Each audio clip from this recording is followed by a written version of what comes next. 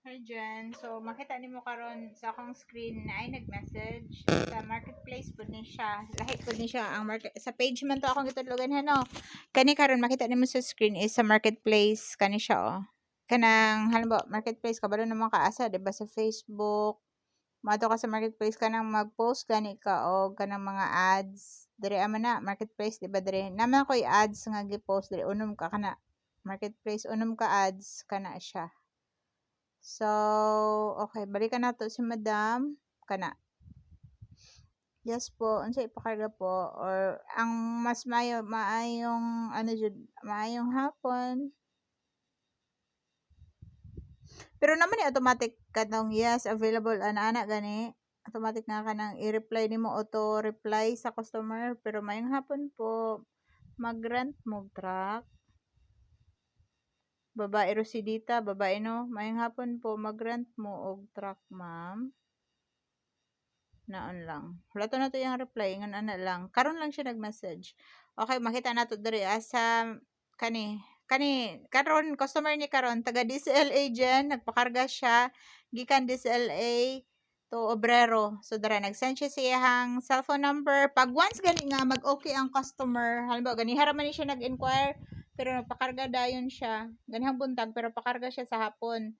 So, nag-send siya, ang pangayoon mo sa customer, pag once nga siya magpa-book siya, pangayoon mo ang schedule, ang unahan mo pangayo is, ang, sir, English, send your complete address and cell phone number, sa ano man eh, kanang mag-English siya, in-check siya, taga DCLA, murag ka ng Korean. So, gipangayo na ako ang iyang, basta customer, pangayoon mo ang iyang, sir, mangayo ko sa imong complete address o cellphone number, and maingon man na sila kung kano sila pakarga karon niya naman to siya now. So ang gi-price lang nako gikan DCLA dapat 1.5 unta to or 1.2 dool lang man basi kadagan sila magbalik 1,000 na lang akong gi-price kay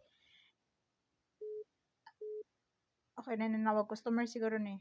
So okay tubagon sad ako diyan, okay? Gira.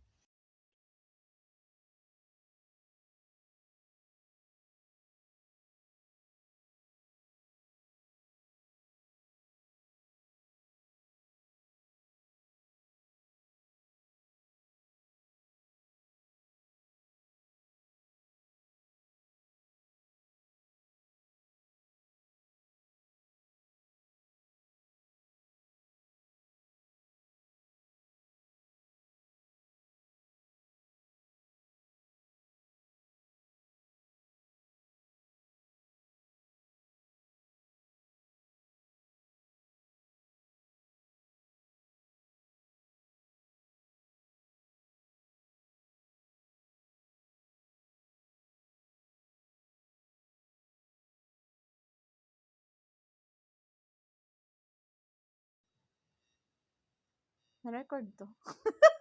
Na-record to dyan. So, ingon na to siya. So, nana po tayo customer. Sa ano to siya? Sa call. So, nag-call siya. Anyway, so naka-customer ta tomorrow 1-2 per trip lang to siya kay within doon lang murag para sa anang within the subdivision within Deca Homes lang siya dyan. So sila nakarga og diskarga 1-2 per trip to. So kasagaran paglipat bahay dyan dagha gamit kay 2 or 3 trips na sila. So pag Deca Homes kasagaran 2 trips siya dyan na dagha gamit. So ang gamiton na nga truck ani. Pwede kaning red. Kanilang ang ipagamit nato paglipat bahay kay para easy. Dali lang guys ikarga diskarga pero katumang kung close van lisod to siya ana diyan oh. Lisod dugay siya, lisod siya kargahan. Tapos dako pug kayo niya gagmay ang dalan sa Deca Homes. Daghang mga nakapark na sakyanan. So ano pud siya? Dako magud siya nga truck.